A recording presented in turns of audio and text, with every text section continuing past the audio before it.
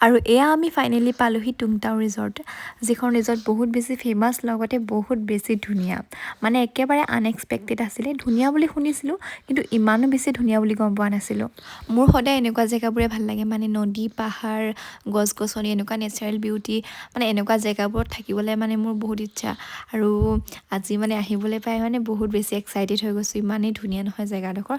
যিসকলে আহিছে তেওঁলোকেহে বুজি পাব, এতিয়া মই ভিডিঅ'ত দেখাওঁতেও মানে মই যোনটো ফিল পাইছোঁ সেইটো আপোনালোকে বুজি নাপাব। আৰু এইটো হৈছে আমাৰ ভিলাটো, আৰু আমি একেবাৰে ৰাতি সোমাইছোঁহি যেতিয়া। আপোনালোকৰ ৰাতি পৰিৱেশটোৱে দেখাইছোঁ, দিনত বাৰু ভালদৰে দেখাম নেক্সট ভিডিঅ'ত। আৰু ইমান ভাল লাগিছে নহয়, একদম মানে নদীখনৰ লগতে লাগি আছে আমাৰ ভিলাটো, আৰু তাৰ লগত কানেক্টেড হৈ আছে এনেকৈ ছিটিং এৰিয়া এটা, খুব ধুনীয়া মানে। আৰু আহি পায়ে মই বেগ থৈ পেলাই ডাইৰেক্ট চাৰিওফালে পৰিৱেশটো চাবৰ কাৰণে ওলাই আহিলোঁ।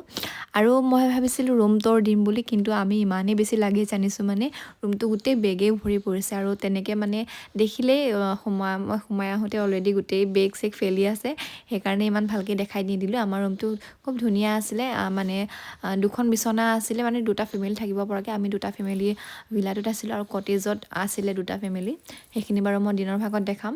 আৰু এয়া অলপ টাইম আমি ধুনীয়াকৈ ৰেষ্ট লোৱাৰ পাছত কাপোৰ কানি সলাই এয়া জুই ফুৱাইছোঁ। আৰু ঠাণ্ডাও যথেষ্ট আছিল, কাৰণ নদীখন একেবাৰে গাতে লাগিয়ে আছে। আৰু আমি চবেই এয়া জুই ফুৱাত ব্যস্ত হৈ আছোঁ। আৰাধ্যাই মানে জুইৰ ওচৰত নাথাকে, তাই জুইৰ কাৰণে কিয় ভয় কৰে নাজানো, মানে গৰমটো পায় যে সেইটো কিবা এটা ভয় খায়, মানে গৰম গৰম বুলি কৈ পেলাই ওচৰত নাথাকে তাই, সেইকাৰণে ইফালৰ পৰা সিফালে ঘূৰি ফুৰিছে। আৰু আমিও অলপমান ওলাই আহিছোঁ মানে বাহিৰৰ পৰিৱেশটো চাবৰ কাৰণে। তাত বেছি মানুহ নাছিলে, কাৰণ দিনৰ ভাগতে মানুহবোৰে চাই মেলি গুচি যায়, কিন্তু আমি যিহেতু এটা ৰাতি প্ৰকৃতিৰ মাজত থাকিম বুলি আহিছিলোঁ, সেইকাৰণে অলপমান দেৰিকৈও পালোহি। তাৰপাছত এইফালে আমাৰ ডিনাৰ ৰেডি হৈ গ'ল, আমি খাই বৈ আজৰি হৈ পেলাই আকৌ ৰুমত শুবৰ কাৰণে গ'লোঁ, কাৰণ নেক্সট ডে' আমাৰ আৰু বহুত ফুৰিব লগা আছে, বহুত ধুনীয়া ধুনীয়া ঠাই দেখাম আপোনালোকক, ভিডিঅ'বোৰ চাই যাব।